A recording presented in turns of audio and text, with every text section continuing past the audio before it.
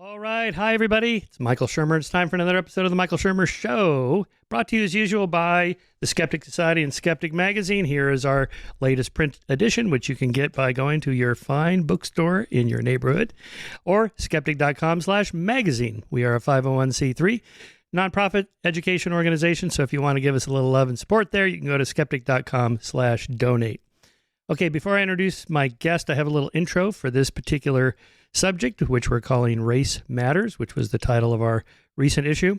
In 1997, in my book, Why People Believe Weird Things, in a chapter on race and racism, I summarized the scientific research to date on the subject. My deeper motive in this exercise was my belief that in my lifetime, we could achieve, or at least approach in an asymptotic curve, one of those curves that never quite gets to the top but close, a post-race society in which such superficial characteristics as skin color, hair color and form, and facial traits would be considered the least important thing to know about a person.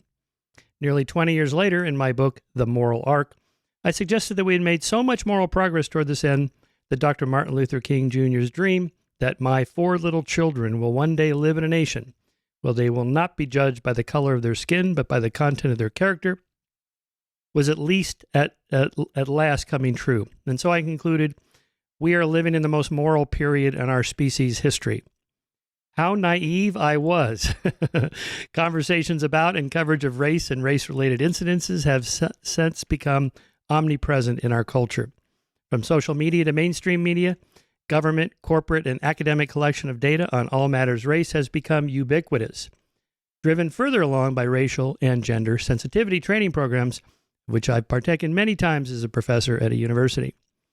Thus, we've edited over the years many different issues of Skeptic. We did one on race and IQ when the bell curve came out, largely debunking that claims in that book. We did one on race and sports. There was a book about racial differences in sports. We did one on the science of race and supporting the idea that it's mostly a social construction. And our latest issue, which sold out, which was just called Race Matters, but you can still get it on digital form. There's a ticking time bomb there, and the guy's clicking he's going to cut the red cable. It's always the red cable that stops the bomb from exploding, right? In any case, one of the articles we published in that latest issue is by Mazaran Banaji, Susan Fisk, and Douglas Massey, called Systemic Racism Explained. Let me just read 2 paragraphs from that. In the early 1960s, more than 60% of white Americans agreed that whites have a right to keep blacks out of their neighborhoods. By the 1980s, however, the percentage had dropped to 13%. The fact that discrimination is illegal and white support for segregation has plummeted begs the question of why segregation persists. Rental and sales agents today are less likely to respond to emails from people with stereotypically black names or to reply to phone messages left by speakers who sound black. A recent meta-analysis of 16 experimental housing audit studies and 19 lending analyses conducted since 1970 revealed that sharp racial differentials in the number of units recommended by realtors and inspected by clients have persisted, and that racial gaps in loan denial rates and borrowing costs have barely changed in 40 years.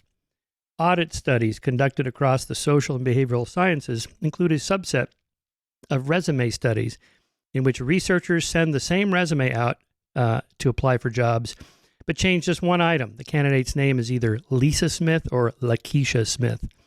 Then they wait to see who gets the callback. The bias is clear. Employers avoided black-sounding names. In fact, in both Milwaukee and New York City's low-wage job market, black applicants with no criminal background were called back with the same frequency or less as white applicants just released from prison. Okay, back to my little intro here. As a result, critical race theory literature on systemic racism is both riding and fueling this cultural pattern, loaded as it is with discussions about racial group differences on everything from income and family wealth to percentage of black professors in STEM fields. What percentage of STEM professors have brown eyes, blue eyes, hazel eyes, and green eyes? Paced Jane Elliott's famous experiment. How many brunettes, blondes, and redheaded professors are there in STEM? Who knows? Who cares? Why are these superficial characteristics considered meaningless, whereas equally frivolous features like skin color, hair color and form, and facial traits are proxies for everything from intelligence and personality to moral worth and social value? The answer is obvious. Race and racism has manifested in our history in slavery, segregation, lynchings, Jim Crow, redlining, profiling, and police brutality. That's our original sin, whereas we have no history of prejudice and bigotry based on eye color or hair color. How did we get to this point, and how can we get past it? To help us navigate this turbulent waters today, my guest is Tricia Rose, Chancellor, Professor of Africana Studies, and Director of the Center for Study of Race and Ethnicity in America at Brown University. She has received fellowships from the Ford and Rockefeller Foundations, and her research has been funded by the Mellon and Robert Wood Johnson Foundations. She co-hosts with Cornel West the podcast The Tightrope. She's the author of Longing to Tell, Black Women's Stories of Sexuality and Intimacy, The Hip-Hop Wars, What We Talk About When We Talk About Hip-Hop and Why It Matters, Black Noise, Rap Music, and Black Culture in Contemporary America. And here's the new book, Metaracism, How Systemic Racism Devastates Black Lives and How We Break Free. I read it twice. Wow. Hi, Tricia. Hi, Michael. Thanks for coming on to talk to me. Yeah. I appreciate that. No, my pleasure. Thanks for having me. Yeah. So normally in my podcast, I have the guest give us a little autobiographical sketch. Your opening chapter starts with something like that. Tell us what your experience was growing up and with systemic racism, far worse than it is now, I presume, and how you managed to break free from that. Well, the strategy is not going to be a national one, so it was just more of a fortunate moment. But so I'm from New York City, and I was born in Harlem in the early 1960s, and we moved to Co-op City in the Bronx, which was a haven, sort of working class, cooperative, massive, compound of 33 buildings, 33 stories high. It was many miles of a complex. And I went to public schools until about the 8th grade. And those schools were not the kind of worst schools around, but they were pretty abysmal, particularly the one in Harlem, which, the one that I guess I was in that one just for first and second grade. And it was just mayhem. And then when we got to Co-op City, my parents had been applying for private school all along, and eventually I got a financial aid package, so that allowed me to go to a very elite private high school in New York called the Dalton School. And, it was an extraordinary awakening. Part of it, what I tell in the book, is the story of commuting from 12 years old until the end of high school, commuting all the way from the northeast corner of the Bronx. For those of your listeners who are New Yorkers, they'll know, all the way out by Pelham Bay Park, the number 6 train, last stop, and then a bus. And then I got home, and then all the way down to East 86th Street to go to school every day for 5 days a week for 5 years alone, right? In order for me to have this access to this kind of education. And I really began to realize not only the extraordinary gap between everyone who lived in Harlem when I was much younger to everyone who lived in Co-op City and everyone I went to school with at Dalton, who were not just mildly privileged, but fairly exceptionally privileged. But, this experience was sort of shaped by the dominant idea that merit is what drives success, hard work drives success, and as long as you are not impaired in some way, you will be able to make your own future. So, you hear this a lot in the country, and I certainly think it's a valuable set of ideas. We should work hard. I don't think we should kill ourselves to death by working, but we should work hard. We should have a merit system, and that's great. But if you don't have equal access in any way, and if that unequal access has been, set up for a very long time, whether it's gender, immigration, language, or race, then that notion of the idea we live in a meritocracy and that the outcomes we see are based on hard work began to really worry me, because I could see that there was no way, even with this education, that I could be in the kind of position that the people I went to school with were in. And I thought, well, if that's the case, then why? Why is this such a big gap already? And that's when I really started thinking more sociologically. And when I went to college, I majored in sociology. But the reason I didn't write on this sooner was that I was really enamored of the idea that what do people do with their situations, right? Not just what do they face, not what do they face on the negative side, but what do they make out of the rubble? What do they create? What do they try to produce? So I was really interested in that creativity. And that's why I wrote so much on culture. But I started realizing that there were assumptions I was making about what people should be taking for granted around this inequity and the ways in which society has actively reproduced it. It's not a neutral, benign landscape. It's an active production of inequality. And I thought, people don't see that. And I realized that we had been sort of talking ourselves out of recognizing it. And then on the other side was a kind of uncareful use of systemic racism. Everything is systemic racism. Nobody can tell you what it is, And so I wanted to really do a careful, thoughtful examination of what it is, try to figure out how it happens, and in so doing, bring in lots of people into the conversation, not to create a war about it, but to say, look, if society has changed its views, which you read in your opening piece, right, that there was this huge transformation of white acceptance of the notion of living in proximity to Black people. If this is true, and if there isn't going to be this value of hierarchical values, then we should be able to look at this data, look at these conditions, and we should want to change it. But of course, that's not actually what happens. So now we have to re-ask ourselves, did we really believe that things were, we had made these massive changes in the 80s, as you described, or not? So that's what the book is really wrestling with. Yeah. And it certainly does that. Some of it's a little abstract, so we'll have to dig into that in a moment. But you said at the beginning, your particular pathway may not be generalizable to the whole nation or to the entire African American community or whatever. Why not? Why not take you as a model of somebody who's a successful professor, author, speaker, and so on? I want to do what you did. How did you do it? Can I model that? Well, it's the very same protests. You referred to two eras of protest in your introduction. One was Martin King, and the other was this big change that happens, which you might call, critical race theory or the Black Lives Matter era, right? And in both of those cases, but especially in response to the civil rights movement, the country did try to implement various forms of affirmative action. And as I'm sure many of your very astute listeners know, that was an effort to act affirmatively to address what the outcomes were of hundreds of years of various kinds of dehumanization, but also economic evisceration, devaluing, lack of ability to participate in the workplace properly, criminalization, exclusions of various kinds. And so the question becomes, the starting line is so far back, how can you ever come to parity? And so the idea was, we have to make sure that this pattern of, as you pointed out, excluding people because their names, but also just excluding people no matter what their name is, if they're Black, and all of that has to stop. And we have to act affirmatively. We can't think it's just going to get rid of itself. That was a phrase, affirmative action that Lyndon B. Johnson used at a very famous speech at Howard University, where he says, we have to work affirmatively. Affirmative action comes from that phrase.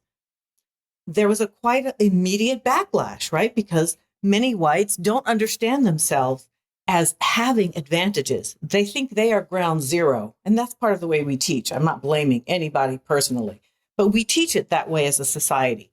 We say, whites are neutral and everybody else is disadvantaged, but it's not really that way. It's disadvantage and advantage. So because they see themselves as neutral frequently, they see anything that takes away from that neutrality as an attack on them, not as an ability to address the inequality. So it's very difficult to hold on to programs, even if they're legitimate and serious and not over the top, which I think some of these sort of personal training programs have gone too far, in my opinion. But the ones that are really dealing with, well, how many managers do we promote? How many women, right? How many people of color? And if you look over 25 years and nobody's been promoted, okay, so something's going on, right? And you're really going to say, how can we address this? We're obviously in some way not doing what we should do. But people still, many whites still feel that this is about losing access to all of the advantages they had, but they call it, fair access that they used to have. But they had enormous advantages all the way along. Very hard to get people to not argue against that because they don't want to hear it. They just don't want to hear it. So that's what ultimately, I think, makes these programs very unpopular once they are discussed. Same thing with this so-called critical race theory attack. There's really no reason to attack it. Critical race theory is not saying anything that's really not that untrue or different from the 1970s. It's just that people don't want to hear that the logic that we use to talk about race does not end the hierarchies that you very clearly mentioned earlier on. They just don't. And if we're going to do it, we got to be able to talk about it. We can't just, throw, hand grenades and tell people talking about race is racist. This is ridiculous. It's just absurd. It's not even reasonable. It's not even reasonable. So anyway, that's the kind of context, which really not very different now than it was then in terms of the backlash, the anxiety, the hubris, the sense that I'm not getting what I deserve because I'm only a hardworking individual. But yeah, you're that. And so is she. But you're also coming to the table with a big fat pot set of advantages that some other people didn't have. Yeah. Institutionally, not just personally. I think that's true. Yes, for sure. In a lot of other ways as well. Like I didn't choose my parents. Mm-hmm. I get no credit for my intelligence, my whatever motivation drives I have, whatever scores I have on the big 5 personality dimensions that lead me to have a high need of achievement and so on. That's just what I have. And so I'm mostly just grateful for my life rather than proud in that sense. I mean, there's this just world theory largely embraced by conservatives that you summarize, if you just work hard and you'll be successful as long as there's nobody holding you back. Yeah, sort of. But, not everybody has the creativity or intelligence or the drive to hard work or the particular skills that society needs at this particular moment, information processing or something like that. So a lot of it is just luck. Yeah, but that's another vector, Michael. That's like another vector that I totally agree with. We do come with different skills, different gifts, not skills. Skills we don't come with. People give us skills. But we have different talents, different proclivities, right? No doubt. But we're talking about whole classes of people, as in millions of people who think that they are benefiting only from their hard work, when in fact their parents and their grandparents were provided with housing resources at profoundly tiny mortgage interest rates, access to the latest resources of other kinds, the better schools, right? The lack of high levels of policing, access to good forms of healthcare proportionately. And all of that allowed them to flourish at a level much higher than their Black peers, than their other peers of color, not because they had different sort of vectors of creativity, but because society created and invested in those people. And they worked hard, right? So this other group worked hard and did not get that kind of reward because their soil was not fertilized. Their soil was arid and dry and lacking nutrition intentionally, not randomly. So that's why I don't like going to that other vector until we sort through this situation properly. Okay, let's come back to that before we get to the white privilege. I want to No, I didn't say privilege. I said advantages. Privilege is another word. Okay, fine. Yeah, but that's the word you always hear. So okay, yes, I don't use it. but first, but let's say back to the individual achievement. You're a successful person. Let's say a high school Black woman writes you and says, "I want to do what you're doing. I want to be a professor. I want to be a successful author and speaker. What did you do to get out of your situation, and what can I do to model that?" Yeah. Well, I'll speak first about what I hope would be accessible to her institutionally. Then I'll speak on her personal values or behavior. Okay.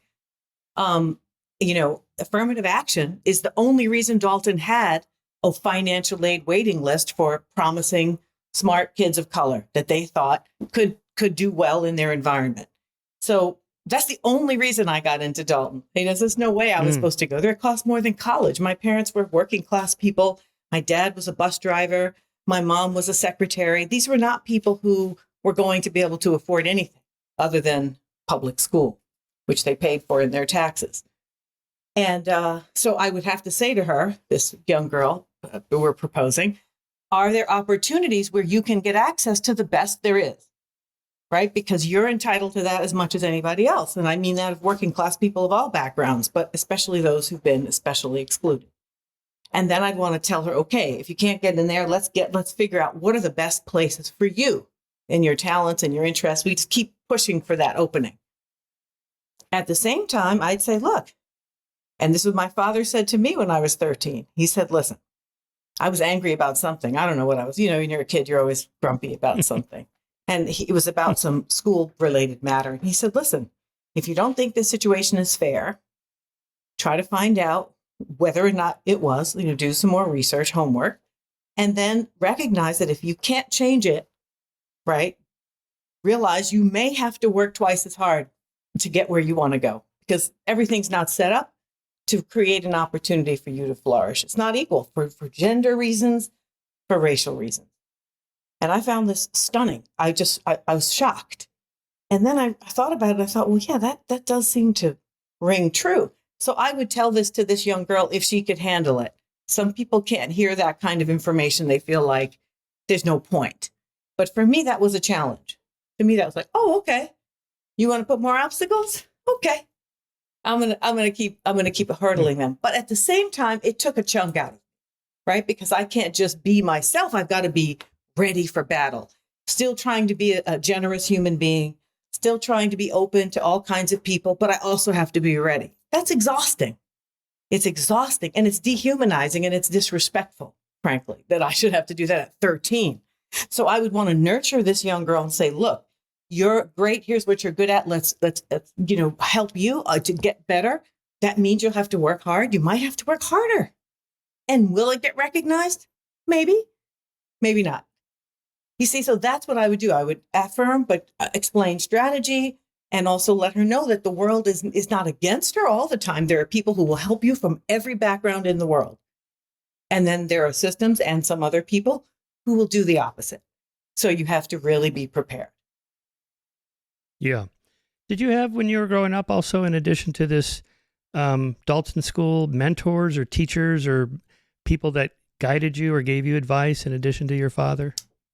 On race, not at Dalton. That's the other thing, part of the liberal tradition is to talk as if the world is already a colorblind, racially equal place. Colorblindness can also be just another approach to denying racism. It's just it's like a blinder strategy, but it can also be a productive future possibility.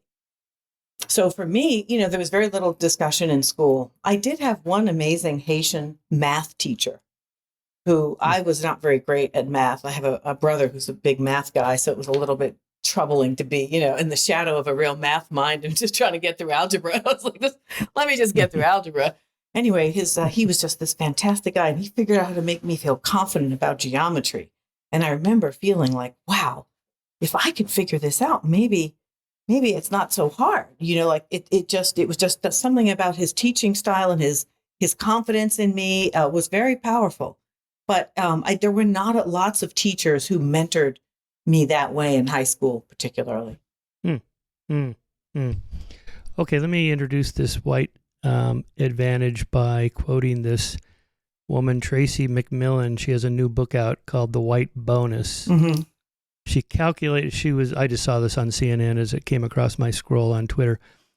She calculates she's gotten an unearned bonus of $371,934.30 for being white instead of black. And then I tweeted, okay, is she going to pay reparations to anyone for the bonus? I haven't read the book, so I don't know. Anyway, here's my typical response to this, which I think is probably a typical white response. So you can tell me where this goes wrong. Being white isn't a privilege. It's the default baseline. Equal rights, equal treatment under the law, equal opportunities. A just society should be structured for all people to be at the baseline. Here I quote Rawls's veil of ignorance in his original position that you don't know which group you're going to be in, so you want to design a society that's fair for all groups. From there, it's up to the individual. Historical injustices are real, and most, but not all of them, have been remedied. Structural injustices may still exist, but must be specifically identified in order to correct them. And I write, no, all police are racist, so defund the police. Yes, this officer or that department is racist, so fire the racist and replace them with non-racist. Wait, is that her response to you? No, this is me. Oh. I'm just writing my response to her. Okay. Yeah. And then I write, no, public schools in Black communities are failing because of structural racism. Yes, some public schools in Black communities are underfunded and poorly administered, so offer vouchers or increase the tax revenue for these districts or hire new people. And then I close it out. Progress comes incrementally by solving specific problems, not by invoking deep root causes like racism or poverty, because they're too amorphous to identify and target specific issues. Okay, am I wrong in that assessment? Yes. Where did I go? Tell me I'm a typical, here's your chance. I'm a typical white guy going, what's the problem here? It's not because you're white. I do not believe that people's racial ascriptions are what define their assessments of things, right? So first of all, good. I don't carry that belief about you any more than anybody else. But I think there's a tendency for whites to see things as individual problems because they believe that the society is fundamentally fair because they're in a society that for them is generally much more fair. Not always fair, right? I'm not saying that, but it's fair enough there, right? And that's why society works pretty much. It pretty much works for me. Police don't occupy my neighborhoods. Even poor white neighborhoods are not occupied in the way that they are in communities of color of the same class. So that's what I think would encourage you to have that position. Do you see what I mean? It's sort of how the society itself is helping you think about race in the way that makes sense for you to think about race. So here's the problem. And you've read the book twice. I'd love to hear. I mean, first of all, it answers this question quite at length. So what I would say is that you cannot fix a problem one area at a time if it is a system. So just for your listeners and viewers, let me just describe very quickly what I mean when I say system and systemic racism. So, and I know a lot of people are probably rolling their eyes because, it gets used all the time. It gets mixed up with structure, but I'm specifically talking about systems theory. And systems theory, which is not a racial theory, it's actually comes from MIT's Sloan Management School in the 1950s to describe relationships between elements in a process that when you look at it together creates an outcome that is either unexpected or an outcome that increases the impact of what's happening in the system. So it could be a solar system, it could be a Coca-Cola bottling plant system, it could be any number. It's meant to say, how do things that are working in relation to one another interconnect in ways that produce effects that you would not expect or that are greater than those individual functions of all the elements. So that what we call it greater than the sum of the parts. So in a system, you have to have elements. They have to be interconnected. The terms of interconnection have to be greater than they would have been if they were not interconnected. And the outcomes increase over time and sustain themselves over time. You can't have a system for a day, right? It has to be a long process. Now, what systems theory teaches you is that you should be looking for interconnections in any arena that you're curious about. And you want to know what those interconnections are producing. And then you want to know what the regularized outcomes are of that system, right? Not what they say it's about. So let's just say it's a bottling plant for Coca-Cola or any soda. And they say, our bottling system produces safer cans or thinner cans. And then, but when it comes out every day, they're not safer or thinner, right? Over and over and over. So is it producing a safe and thin can? No, right? Here's the outcome. So you ignore the narrative and you look for the outcome. So I said, hey, this systems theory is really helpful. Let me see what I can do with this racially. And I wanted to push in and say, okay, what are the big interconnections between various aspects of society that interconnect in ways that produce more negative effects, because in this case, we're evaluating racism, more negative effects than they would if they were not connected, And how does that produce greater effects over time, what they call meta effects? So meta effects are what a systems theory approach would call those bigger outcomes than you would expect. So that's why the book is called Metaracism, because what I'm trying to say is not racism is everywhere. I'm saying racism is not a product of individuals just, randomly doing something. They're not the product of one bad sort of precinct.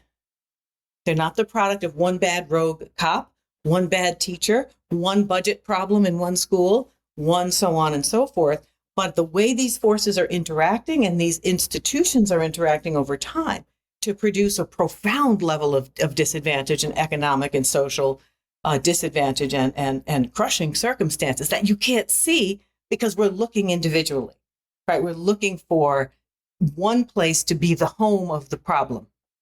So that's what the whole framework is really about. Yeah, I understand that. It's hard to pinpoint specific problems, though, in such an abstract way. So let's just take policing. So there are, studies that show blacks are more likely to get pulled over than whites. And when they get pulled over, they're more likely to be disrespected and thrown up against the hood and so on and so forth. Mm-hmm. Yeah, okay. But you say, okay, so we should stop that. Who's doing that?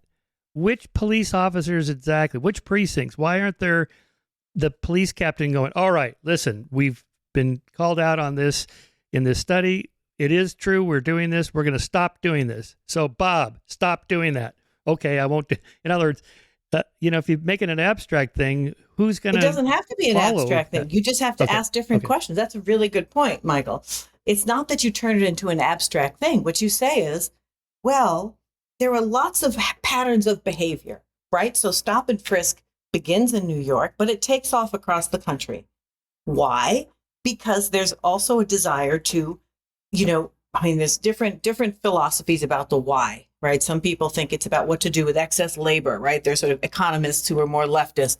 Then there are people who think it's about, a gentrification, right? Because many Black communities are now in spaces that cities want to gentrify. And so they want to create a climate in which people are going to be uncomfortable and criminalized, which is profitable, frankly, for many states.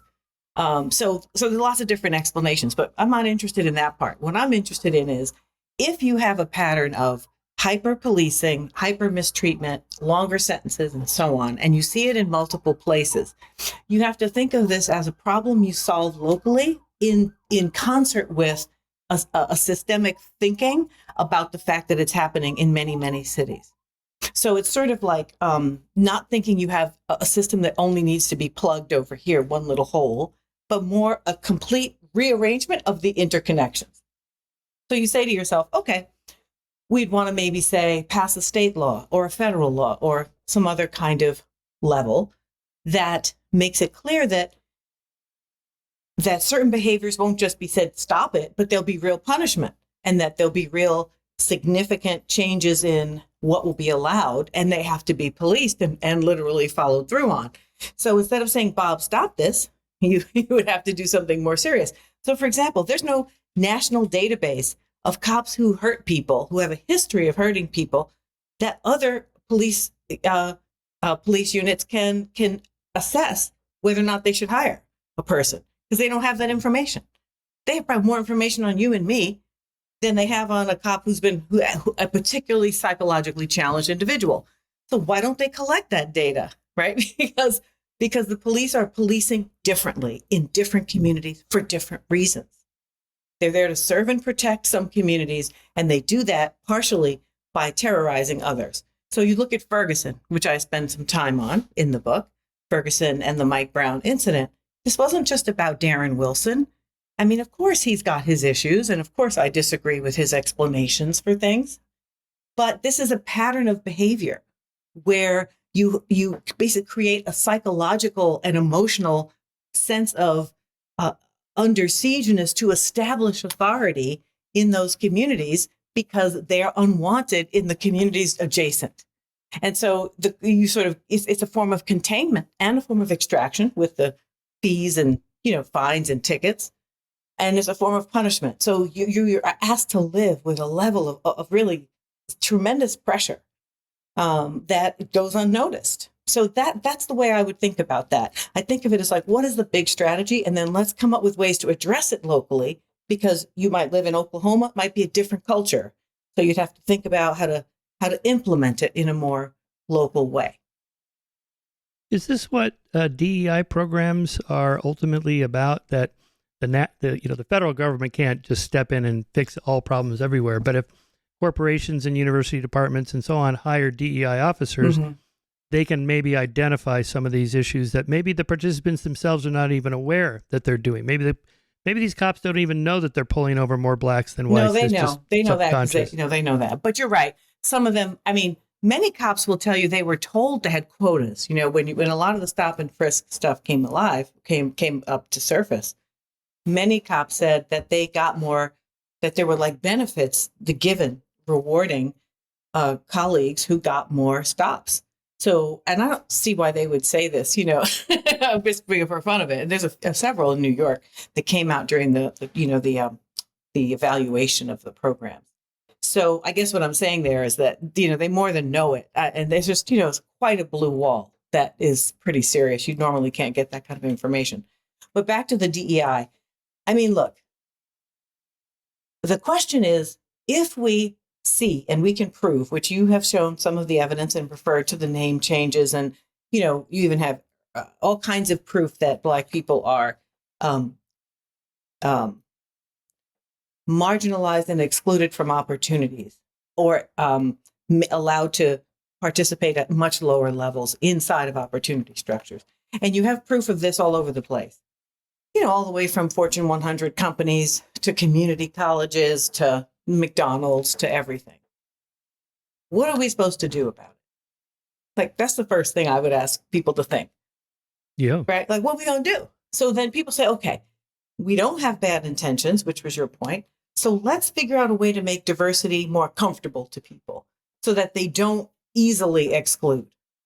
Let's figure out how to identify talent that we haven't identified before. Let's change what we do in terms of soliciting talent. Let's make sure we are not having confirmation bias. There's some really amazing and horrible stories about about confirmation bias. And so their initial agenda was very much about a practical kind of process. And I've participated in a number of these really to help them think systemically and not personally and not behaviorally. Because I don't think it's very productive to go around acting like if some people are racist, some people aren't, and we're going to figure out if you're a racist or an anti-racist. I think this is pretty much a waste of everybody's time. And I think it's disrespectful. And I think if I were a white man, I'd be pissed. I would. But if I say, hey, look, white man, guy in my unit at work, this is what's happening in the world. I don't know what you think. I don't know who you voted for. I don't want to know. But here's where we are. Now, if you think we should all have an equal access to this situation, then this outcome, remember I said, what's the outcome? Do the cans of soda, are they thin? Are they whatever? And if that's not happening, so how do we get there? What do you want to do? Right? Let's figure this out piece by piece by piece, and let's work together. Now, they're going to have to be willing to hear some things they don't want to hear, but it's not personal. It's not personal if you're serious about it. Now, this does smoke out the people who are not so serious, because they're going to be like, well, I don't really care about all that. So that's what I think many companies have tried to do. A number have gone the other route, which I think is more very much this personal sort of psychological approach, which I just don't see it really working. Yeah. In your Trayvon Martin chapter, you mentioned that studies found that truancy was punished differently for white students versus Black students, and that he had some truancy on his record, I guess, but the punishments for him were different from the white. If you were able to find that out, why doesn't the principal or the mayor of the town or whatever go, hey, we're not going to do this anymore? I mean, that seems like a specific thing. I know. Stop doing that. There's actually evidence from studies around the country that Black boys are punished exponentially higher and more frequently for the same behaviors as white boys, Black girls, white girls, even a bigger gap. So you're talking about something like 53 times, and there's data in the book to give more specifics, that the same kinds of behavior are interpreted differently and responded to differently.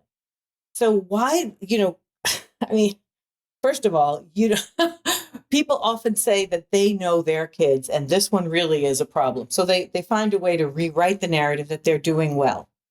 What you have to do is say, look, expelling kids is no good for anybody. So doing it extra for some people is even worse. And instead of just having a don't do it, we have to change what we're doing in the first place. Why do we think expelling kids is going to help educate them or keep them out of trouble? Exactly why. Where are they going? It's totally ridiculous. So the whole thing should be, we care about all these kids. Some are more troubled. Some have more trauma. Some have more horrible circumstances, either at home or in their neighborhoods. Everyone needs to be nurtured and cared for. And here's how we're going to do that. Right. So we're not going to expel kids. Maybe we'll give them community services with the school. Right. Or I don't know. But there are ways to be creative that start from a different premise. Right. Stop punishing everybody for everything, because they're coming back already more punished. Where are they going? So right. It's just but racism changes your mind. So does sexism and other things. It gives you a way of thinking that keeps your fear high. So you don't really think through the consequences, or you just want to get away. Instead of saying, hey, how did this kid get so belligerent at 11? And you have this disparity in suspensions, Michael, that starts in kindergarten. I'm sure if you've read the book twice, you recall this. Yeah. Kindergarten. Yeah. So exactly what is that, 5? What could a 5-year-old be doing that a teacher can't assess more appropriately? So, I mean, I think there has to be an honest set of conversations, a more positive, inclusive, and embracing goal for what we do with our kids across the board, and an acknowledgement that some are in terrible situations that they are not of their own making. Sometimes their parents contribute, but mostly society has created more craters, more problems, more hurdles. And if we don't want to be honest about that, then we're just going to keep, as you said, fighting this thing over and over and over and over and over. Yeah, in your chapter on Kelley Williams-Bolar, who was a single Black mom with 2 kids who enrolled them in a different school district with better schools, who wouldn't want to do that for their kids? Exactly. Okay, so what's the deeper problem? It seems to me that you have this zip code-based tax revenue public school system in which you're going to get not just black and white, but just different class differences. I mean, where I grew up, it was all white, but it was clear which the better schools were. Right. And then parents bought houses in those districts where the better schools were, which drove the housing prices up, which generated more tax revenue, which made the school even better, which made parents want to move to that school. And my parents missed it by 1 block. So I ended up at the medium spicy school rather than the super spicy school. And, it's like, that doesn't seem fair at all for anybody. It is not. And I don't think white children should go to bad schools instead. Right. Yes, of course. I mean, yes, that's a horrible thought. What I'm saying is, look, we should not be creating a class-based public school system, especially a public one. So by attaching the question of property taxes to the budgets available for schools, we are reinforcing the history of housing discrimination. We're reinforcing the economic and racial hierarchies, and we are normalizing them. We are pretending that privately funded, which is really the way that property taxes really are what they really are. They're about, what do you own privately and how much can the state tax you for it? That we're actually creating a situation in which advantages are built on top of advantages and rewarded as neutral and privatized in one's consciousness. And then everybody else has to deal with the connections and problems that they face in their own economic conditions. Now, I'm not going to go into redlining and all these housing policies, but suffice it to say, African Americans have long been intentionally placed in areas where houses would not increase in value in commercial districts. They continually depreciate in value. They have higher interest rates. They're given loan terms that are much harder to satisfy because they're more stringent. And so you see the property is not going to produce over time what white property produces. And whiteness is an asset inside of the context of valuing homes. So you know all about the appraisals. that are clearly racially discriminatory. And so having a Black person have their white neighbor stand in for them when an assessor comes by to figure out the value, and to get a whole nother, say, what it was, in some cases, it was another $100,000-$200,000 value on their home when there's a white guy who opens the door. And it was the same house 6 weeks ago, right? So now imagine that over generations. No equity, no value. So it's not just that there's, property here and there and poor people and rich people. It's that your parents' home was probably able to accrue some value, even though your school wasn't super spicy, right? As you called it. So what I'm saying is, okay, why are we doing this at all? I see. You see, why? Why are we creating the foundation for this system? I guess it's because we have a public school system that has to be funded somehow. So yes, would you endorse something like... We unfunded it over the past 50 years. We unfunded it and added more property taxes. Oh, I see. Yes, we can certainly afford to do better. And then, of course, we create loopholes. As you mentioned, Kelley Williams-Bolar, Ohio should have been a state of open enrollment. Yeah. Right? If we were parents there, our kids should be able to go to any school they want, even if they want to drive 5 hours across the state, 10 hours. Yeah. But no, very rich districts were able to opt out. So power and privilege undermine, a democratic access to a possibility of an equal, relatively equal, publicly supported education system. It seems like then school vouchers should be something that liberals would endorse, but they don't. They mostly oppose it. It's not a systemic answer. It's a Band-Aid answer. And I can understand the lure of it, but you can't just further dismantle public education as the solution. Vouchers to where, right? Because they're going to find a way to not take your voucher. You saw what happened to, the stories, around what was going on in Ohio and certainly in Michael Brown's in North St. Louis County. Remember that whole discussion about Normandy being an unaccredited school the entire time he was in school, from first grade to high school graduation? It was so bad it was unaccredited. And then when they were allowed to transfer, people in districts with good schools where there were predominantly white families, they didn't want these kids transferred in. So they created another category, another name to keep them out. So, when you say vouchers, unless we're really changing at a systemic level, our concept has to be bigger. Our actions continue to be local. But our concept has to admit, this is not just my school, my neighborhood, my town, my state. This is a nationwide problem. So we need to think about how we're going to change what we do. And then this voucher thing will seem penny ante. But right now, it seems like a desperate lifeline for one family in one generation. Not going to get solved. I mean, it's just not even going to get close. So give us again, the systemic solution would be more federal money rather than state and local money? It could be state, but then it would be equal. It wouldn't be property tax based. Yeah. It would be, same kinds of resources, same distribution of quality teachers. That if kids are coming into the system with historical significant disadvantages, whether it's emotional disabilities or handicaps of other types or class and race and the way these things impact, that the resources to catch them up would be great, no matter their background.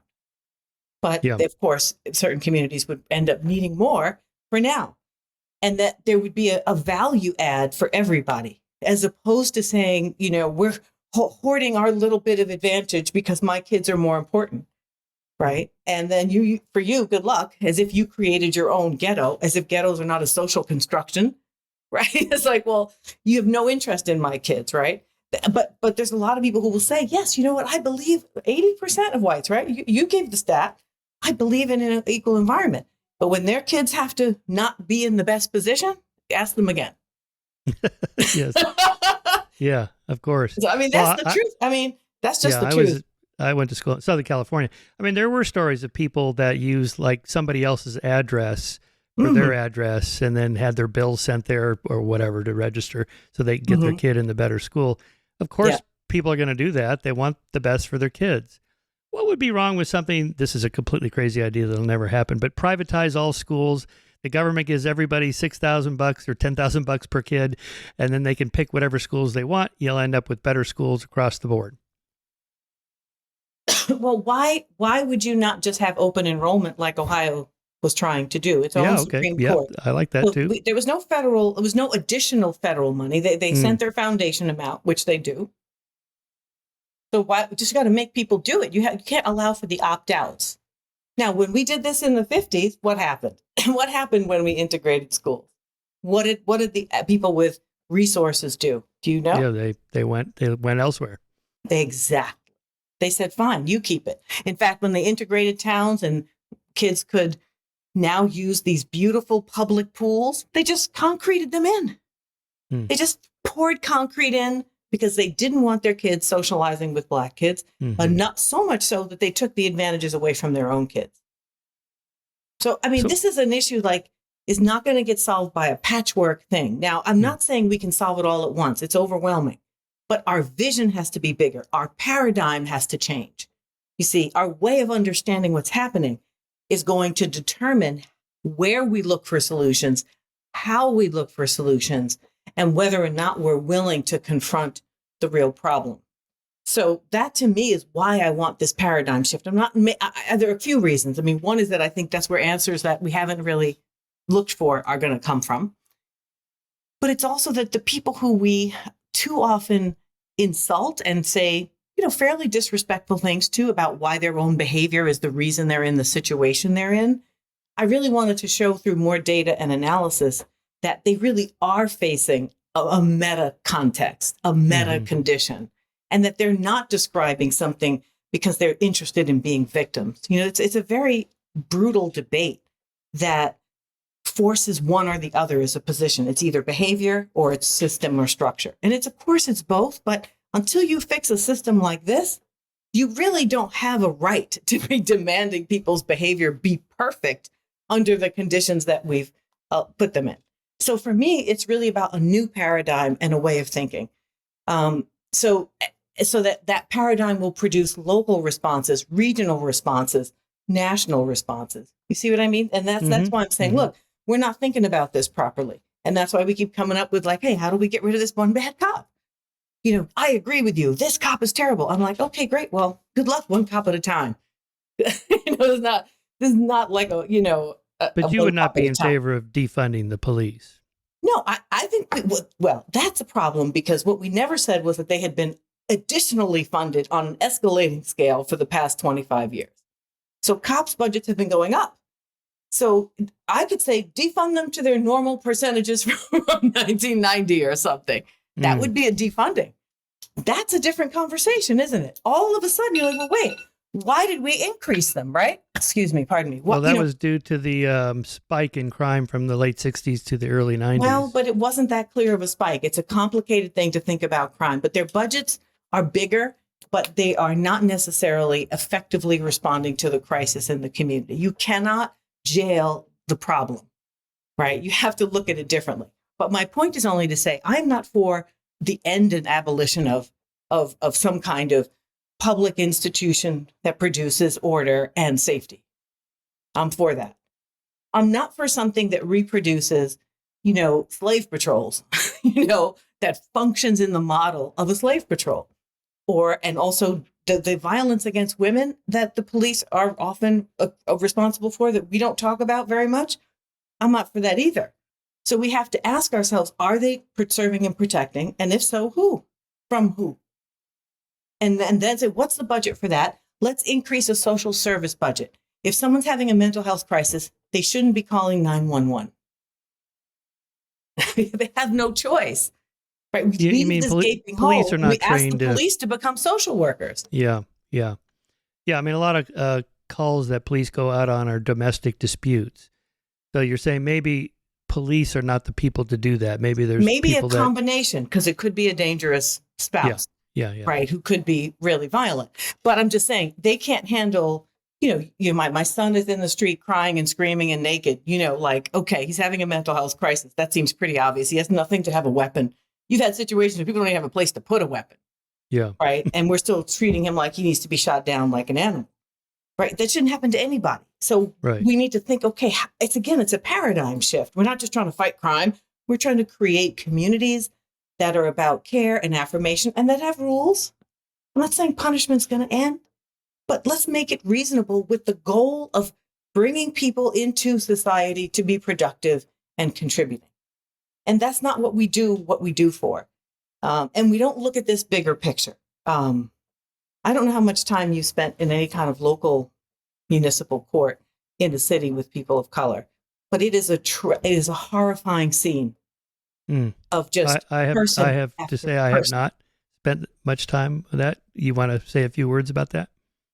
Well, I just, want to say that it was so racially horrific. All the cops, all the judges, all the prosecutors, white. All the defense attorneys were white, but they just looked so exhausted. You could barely tell their race. They were just mostly, unshaven and exhausted. And everybody who came through the door who had to somehow make their case for what went wrong in a minute. This is the first time they're meeting the attorney and they're just being shuffled through. It was like a factory line.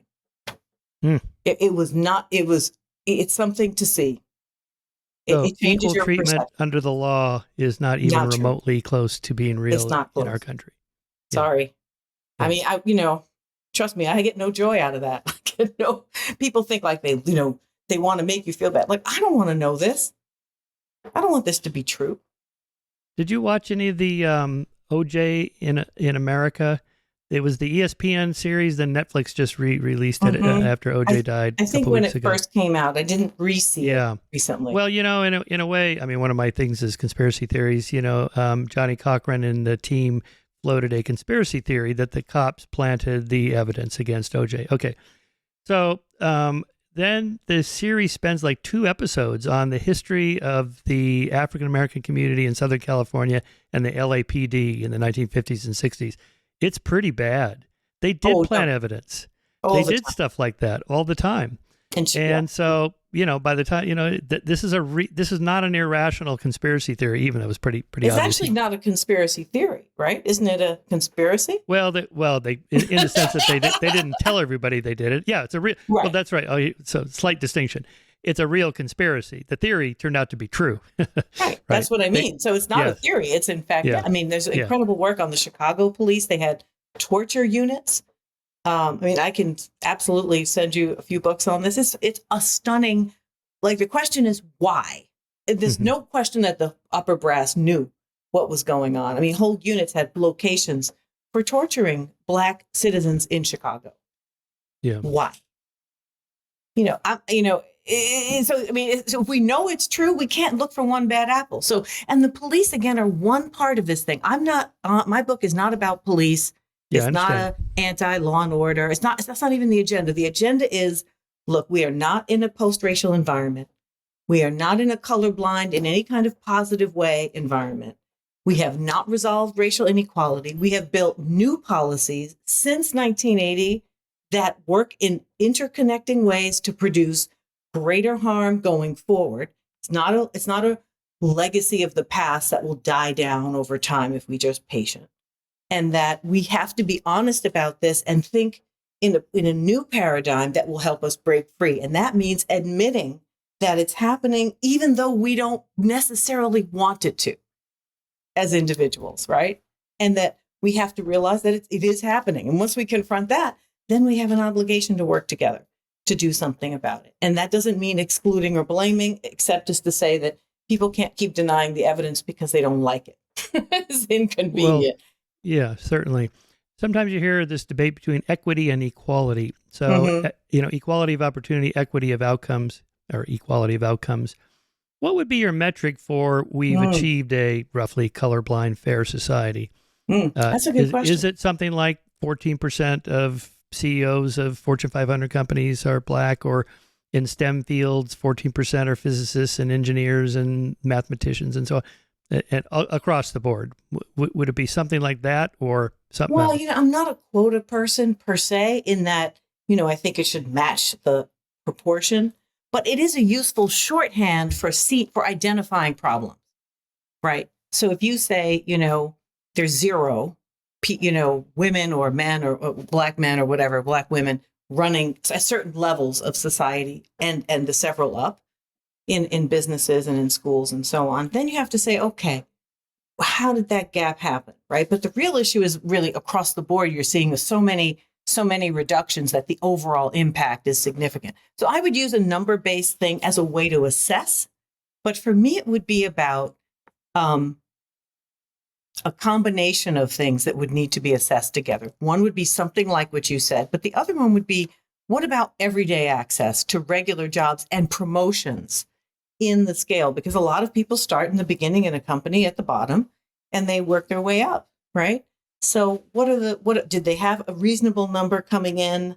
Did those numbers maintain themselves, at least in some degree, proportionately as they rose in level in society, or did it just turn and become all one group, right?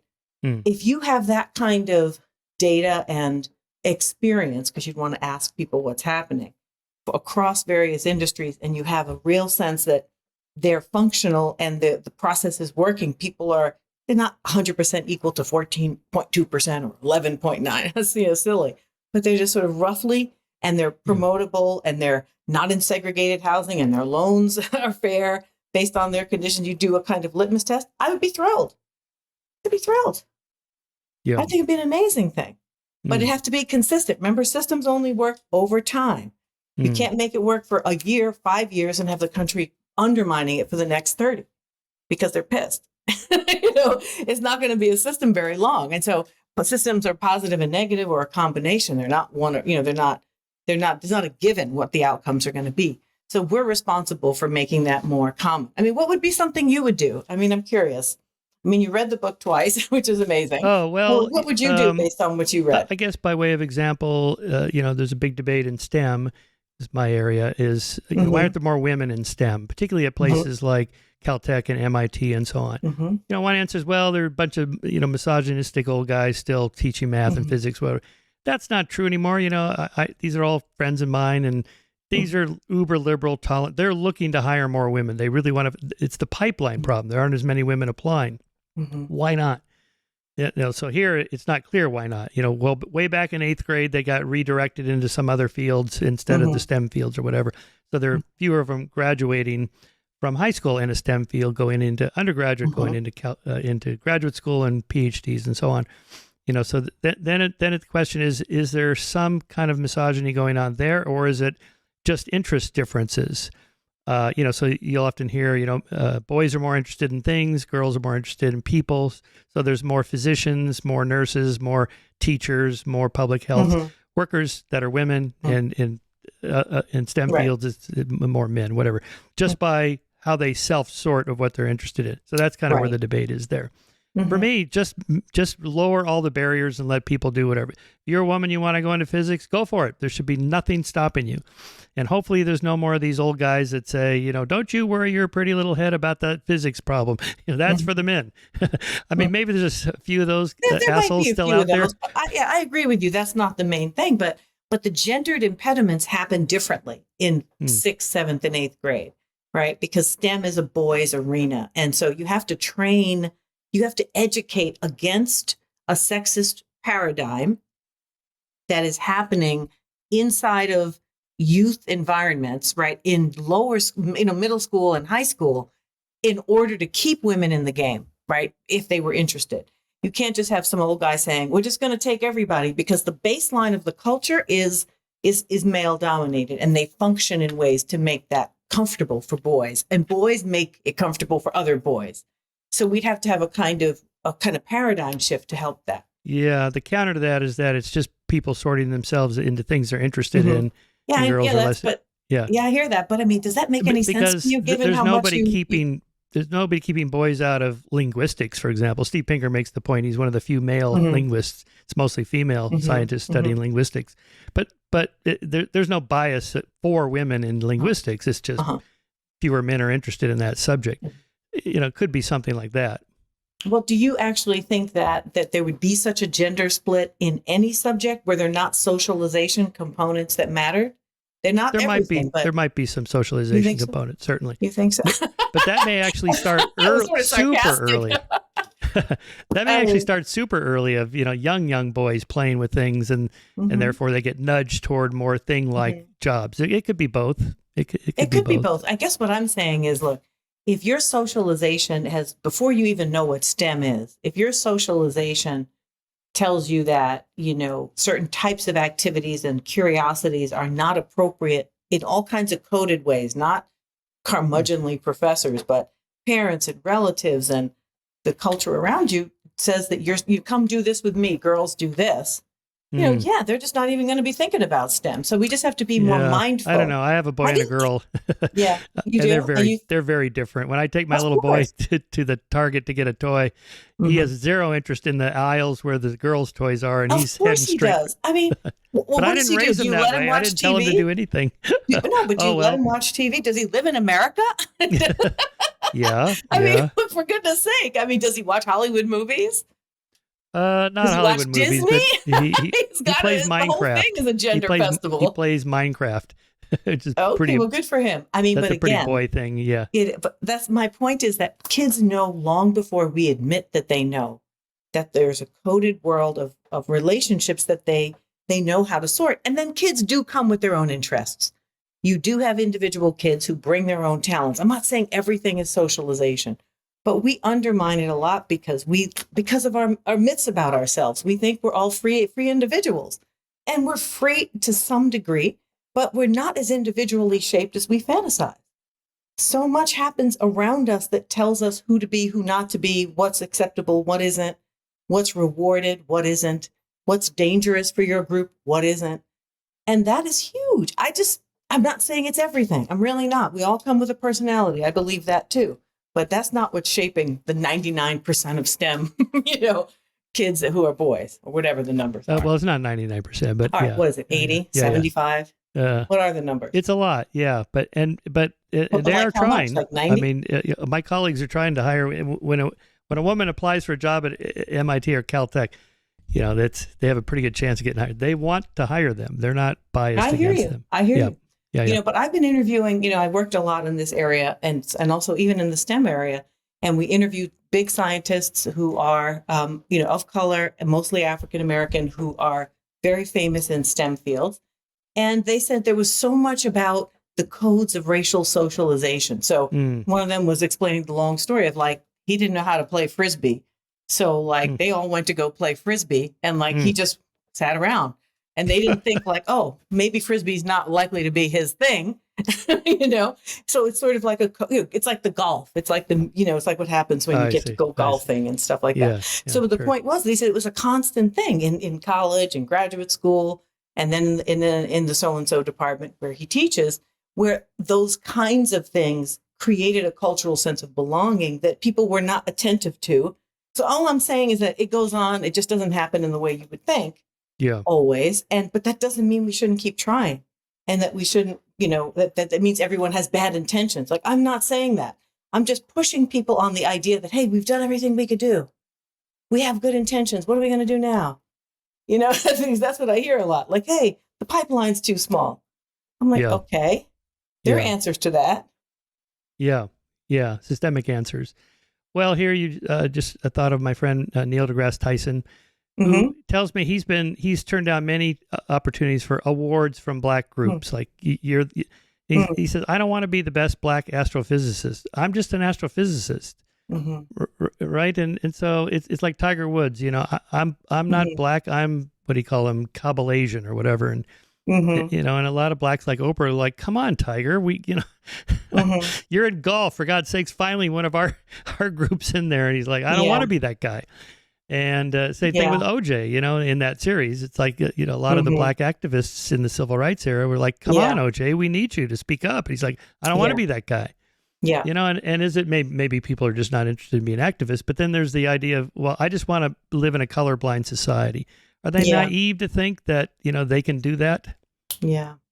I mean, in some ways I feel for people who have that, that belief, because it's probably frustrating for them to not be evaluated on the terms they want to be evaluated on. Right. I mean, I can appreciate that. But at the same time, it does seem to be a little bit, it's sort of based in the idea that white scientists are not white. They're just scientists. But that's a racial fiction. There's a white, it's just whispered. It just says the best scientists we have in the field of, right? That is the implicit word inside of the system we created. So you have to say Black because it counters what? White. You wouldn't have to say it at all. if it wasn't already a hierarchical system. So that's why I think it's a bit of a myth. Now, at the same time, so that means I think he's living in a fiction. He is, he's living in a fiction that white scientists aren't white. And therefore, in order for him to be the best scientist, he could also be racially unmarked. You see, and that's a fiction. Now, then I would say after all that, I'd say if he were to accept some of these awards, and I don't know him personally, so I'm not saying anything, I'm not casting any aspersions. I know he's quite brilliant. But if he were to accept some of these Black awards, it wouldn't be to prove what kind of scientist he was for white people. It's about giving Black kids who don't see Black scientists a sense of belonging and relationship, which is what you asked when we started our conversation, right? How would I tell a young girl who was like me, but who's living today as a teenager, right? It doesn't mean I'm a Black intellectual. Am I the best Black intellectual? It's like, that's not the question there. The question there is, how do I help this kid who's likely to have a situation that I know is harder than some others? So take the award and help those kids. Don't take it to show things to some white scientists. I mean, that's not the point. So for me, it's like two different agendas being all mixed up together. I think you can do both. And I also think everybody's racially marked along with other things. Not the only thing, but it's part of the story. And I guess that's because of our original sin in America. Oh, I mean, it goes further than America. I mean, it's, it's like 1500s when the category of race is produced, and it is, it's used in hierarchical ways from the beginning. And then it's used to justify enslavement. So it's not just our original sin. It's a modern Western phenomenon that was created for lots of reasons, but especially colonization in general, not just African slavery, but racialized colonization. Yeah. You don't discuss this in your book, but I'm curious to know about your opinion on reparations as a solution, which is a topic people have asked me, a lot about that. I am more interested in helping us come to the table in a broader, more open, interested, curiosity-based way, and help us figure out the best solutions from a new paradigm. I'm less interested in drilling home, here's the answer, right? Reparations. But I do think we have to create a society that addresses the legacy of depletion and extraction and containment and punishment. We can't act like that has not happened. And that is, in a sense, the principle of reparations, right? You repair through action, what's been broken. So I'm not against reparations at all, what it should look like and how we should think about it. It's not really, it's a very tough thing to sort out. And I don't want to get caught in those weeds because I think that's kind of cart before the horse. We have to get people to acknowledge, well, hey, we created all these problems. We have to figure something out. You see, now, if we can get there, then we have a different conversation about reparations. It won't be so simplistic and polarized like the defund the police argument, right? I want a different conversation to happen first. Once that's happened, then I think we can have a real conversation about maybe we do reparations in education for 5 to 10 years nationwide, maybe 20 years. And then maybe we do banking, or maybe we have multiple things going on at once and we have clear measures. I don't know, but I don't think we're really having the right conversation about those things because we're still operating with what I'm arguing is a piecemeal, individual, personally analyzed model about racism that we're going to fix up with a couple Band-Aids and a couple firings and a couple of, changes here and there. So until we fix that one-on-one, individual racists create systemic racism, which is not true, reparations will not, I think, survive what we have. Yeah. So sometimes you'll hear conservatives quote people like Shelby Steele or Thomas Sowell, or more recently, Coleman Hughes, who I had on the podcast. You're probably familiar with these arguments. We don't need whites to help us. We're fine on our own.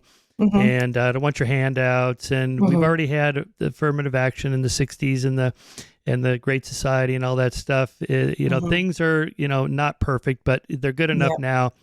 We're fine on our own. Go away, you white people.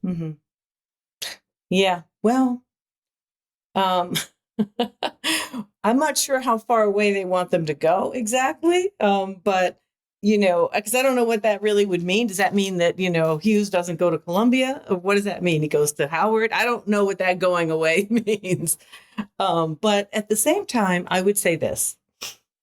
That description suggests that the handouts begin with Black people demanding that they not be harmed while whites were created, where white advantages were intentionally created. So that they're separating, they're saying, I've been harmed, but you haven't had any advantages, so go away. I'm saying, wait a minute, I've been harmed as a category of person in this society, and you have a whole lot of extra stuff that was taken from me in a million different ways. And in some cases, literally given to you. Land grabs, Well, the GI Bill, you mentioned that white soldiers got a better deal than Black soldiers. They almost had none. And even in New York versus Mississippi, no loans were even processed, 2 out of hundreds and hundreds. So it's not just if you leave and let me handle it. Well, what am I left with? What becomes mine in that story? Leave me alone in what? Do I get to apply for jobs at Morgan Stanley still? Well, why? That's a white thing. Like, what is the line they're drawing about leave me alone? I'm saying, hey, let's stay together, but let's try to make this thing fair and figure it out. I mean, we are already a multiracial democracy. If we don't have to be a democracy, but we're going to be multiracial. So there's nowhere to go. I don't know where they're going. I really don't know. I'd love to know. I mean, maybe it's a place I haven't thought about. Well, but it seems to me, it's a bit of a fiction. I guess Coleman's argument is that, of course, I see color. We all see color, but we shouldn't. It should be the least interesting thing about you. I should just be interested in you, Tricia, your ideas, your thoughts, your work. What do I care what skin color or how curly your hair is? It's not about skin color. It's not irrelevant. That's like saying I don't see your gender. Do you think that being a man means nothing to who you are as a human being? It sure does. Okay. So do you want me to see that you're a man? Or do you want me to say, okay. Sure I do. Now, does that mean everything about you is only because you're a man? No. Okay. There we go. Okay. Go ahead, sub in race, and we've handled this. I mean, look, I've had experiences based on being a woman, being African American, having multiracial families. These things are part of who I am. I don't want you to judge me on this simple understanding of what that means. But if you can't see me in my fullness because you want to pretend that this is not a real functioning category in society that has an impact, then you can't see me actually properly. And I think that's his problem. And I think he's wrong. He's just completely dead wrong. And this illusion that it's all about, he didn't think, I mean, I've seen many interviews, I've read the book, he tells you that he didn't think about this until he got to some sort of college prep program. Montclair, New Jersey is not that far from New York City, okay? And it is not a place where race never comes up. The only places where that happens is where there are no non-white people. That's the only place that illusion happens. So I don't know what world he was in. Now, does that mean that he should be in a situation where he's judged and separated from his white peers? No, I think that's ridiculous. That shouldn't happen. But it's not that. It's not one or the other. It really isn't. So that's this very strange thing where they think somehow Black Lives Matter, trying to fight for change to help Black people and everybody else get to not be decimated by the economics of cities' life and of unaffordable housing and low wages and no access to health care and, lots of bad schools. And they're saying, hey, look, help. And this becomes an affront to a handful of privileged African Americans who feel like they're somehow being pigeonholed. I'm like, man, go do something else. Okay. It's offensive to me, frankly. I know it is. Because, I mean, look, I could get on it. Well, I just want to be It's like, come on, there's really a lot else we could be doing with our. Have you had a conversation with Coleman? It'd be interesting to have the two of you on. Yeah, no, I haven't. I've seen him a number of times. He's a super good guy. Maybe I'll see. He seems very sweet, lovely person. Again, I'm not judging people as individuals. I'm not saying he's a bad person. I just very, very intensely disagree with that framing because I think it feeds an illusion. It feeds an illusion that helps well-meaning, good-intentioned people who don't have much knowledge about race to think that this is unnecessary racial action by Black people, that the problem is Black people telling us about race. If you just stop talking about this all the time and saw me for my fullness, I'm not just white, I'm like, okay, well, that's important, right? It's like, that's what they want us to focus on, that this is somehow an imposition, that talking about race is an imposition. Well, how about living as a person of color? It's an imposition. It's well beyond an imposition. So I'm not saying that we should only talk about race. And I sometimes get sick of it. And I don't want to talk about it all day. I'm running out of my threshold right now. But you know what I mean? Like, I'm not making that claim, but there's just a profound lack of empathy, right, for what people are actually dealing with. And again, that was one of my motivations to say, when you hear Black people say, man, they feel locked in a system and they don't see a way out, they're not just sitting here with a violin. What the heck? That's not getting them anything to say that, right? They're telling you something important. And if you have a real, genuine, open-hearted concern, if you say you don't see race, then you should be able to respond to this, right, in the right way. And that's what I want people to really challenge themselves with. Like, hey, this system is not built the way you think it is because you're in it in a different place. So please look at it, if you would, in this other way and think about what that would mean if you were in this position. Yeah. Yeah, like a Rawlsian switch, counterfactual, a viewpoint switch. Reading your book, I was also thinking about Native Americans. I don't know that literature very well, but they must be able to make very similar arguments. Yes. Well, definitely more than anybody else. I would say they're the closest to this specific kind of system. The stealing of land, the Indian, schools that were just horrendous, the lack of access to health care, the containment of reservations. There are similarities, but very important ones. One of the reasons I was so specifically focused on Black people is because every system is slightly different based on who's being put in it for different purposes and reasons. Like, the same outcomes are not identical, because you can't just say people of color and combine everybody in the universe who's not labeled white and say something meaningful. What can you say? Yeah, it's too many differences. So I wanted to control for the most symbolically significant, if not one of the most historically significant groups in the US, for how this system would work for this group. And I encourage scholars and students to think about how they might use a similar method for other groups. I think it's accessible to that kind of analysis. I would love that. But this is the area I work in. This is the field I know, and it's what I'm interested in. And I respect the idea that you can't just lump everybody in, into a box. I guess to make one of your points from your book is that to counter the kind of typical white response to reparations, I wasn't a slaveholder, you weren't a slave, this happened centuries ago, let's just put that behind us and move forward. Okay, well but your point is that it would be like if a Jewish family discovered that their home was stolen by the Nazis and everybody's still alive, well, reparations are made.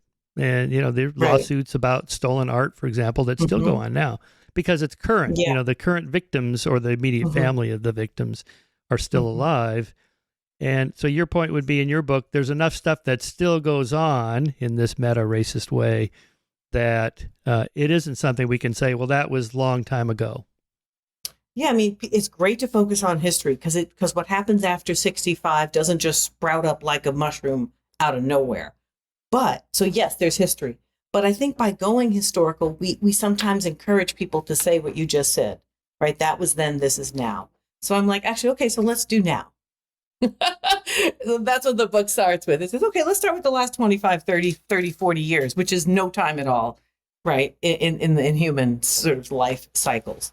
So look, since 75, when we said we thought we fixed it, we ended de jure, right? We ended all the so-called legalized mandates for discrimination. And so how are we doing? So now we're creating new things, Stand Your Ground, which is a race-neutral policy that decidedly, unequivocally creates almost no punishment for killing a Black person if you're white, and all kinds of punishment for the reverse, right? Extra punishment. So you say, well, look, you can have colorblind policy that very much dovetails with other things and creates more effects that actually disadvantages Black people consistently. So let's end it. Okay, let's come up with some other way. But no, they're designed in part because they do the same thing without the same words. They produce very similar outcomes without the goal seeming to be the outcomes we see. That's why a system analysis helps us, because we don't get caught up in intention. I'm not really interested in intention. I'm interested in outcome. So you tell me that Black men are 10 times less likely to be able to invoke stand your ground as a defense when they're harmed by a white person, then there's something wrong with the way it's operating. So it's not working. Yeah. Okay. Final point here. Okay. Kind of back to where we began of the long sweep of history, and we made so much progress. And I'll just continue the story. We had our first Black president, 2 terms, and every white liberal friend of mine voted for Obama twice. It's like, come on, we've done it. Right. Then something happened, right? Trayvon Martin and Michael Brown, and then especially George Floyd, and all that stuff.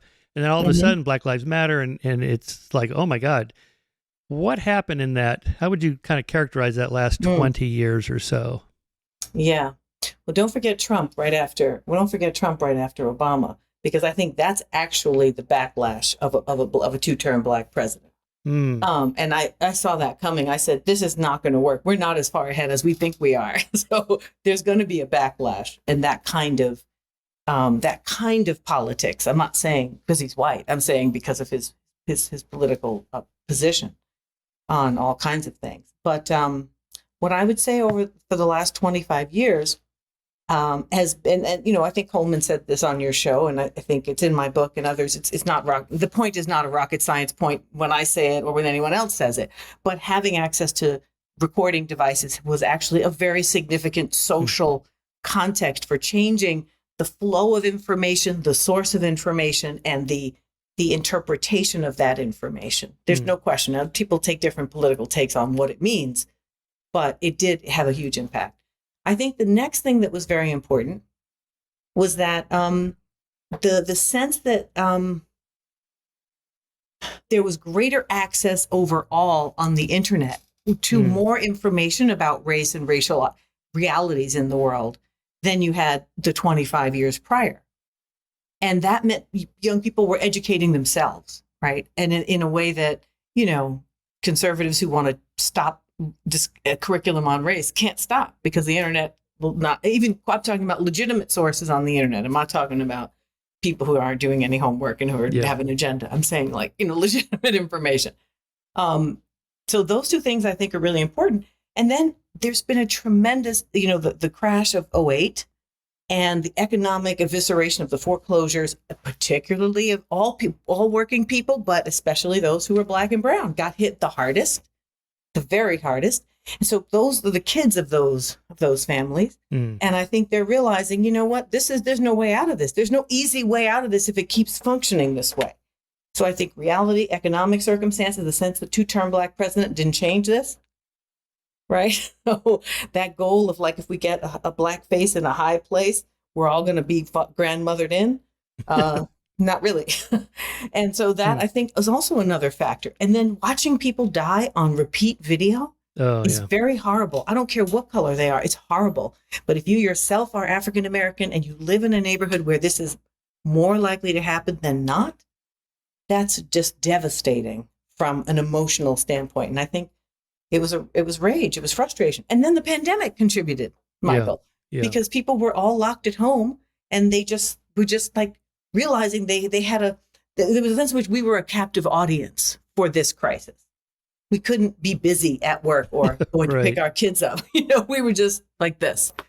And so I think those would be the many things. And years of organizing. People have been organizing for social justice of various kinds for a very long time. And sometimes there are openings, sometimes there are gatherings. There are brilliant people at the top of Black Lives Matter who were trying to create a grassroots, not a leadership bound, but a kind of, hey, you have a chapter to fix your community the way you can. And of course, they get bashed a lot. And there's a whole lot of, stereotypical sort of snide rejection. as if there's a good way to protest racism that people will like. You find that and you come call me, okay? I've never seen it. But so, I mean, that's not to say they didn't make mistakes. It's not to say that, things didn't go wrong. But that's what happens when you try. When you try to change something like this, things are going to go wrong. Got to keep going. Yeah. So that's how I read that era and some of the factors I think created where we were. Yeah, that's a good summary. Are you optimistic this bigger change can happen in your lifetime, or do you think this is like a century-long process? I think it's going to take longer than my lifetime at this point. If I were a lot younger, I suppose I might imagine it. But I guess what I'd love to happen in my lifetime at this point is the sense that people will feel that there are tools that might help them rethink about how to fix things of all kinds. And that the energy of trying in community to make life better for themselves and the people around them is a worthwhile way to live, right? It's an important way to contribute, not to burn it all down and imagine you're going to figure out what to rebuild later. It's like, let's try to fix this now.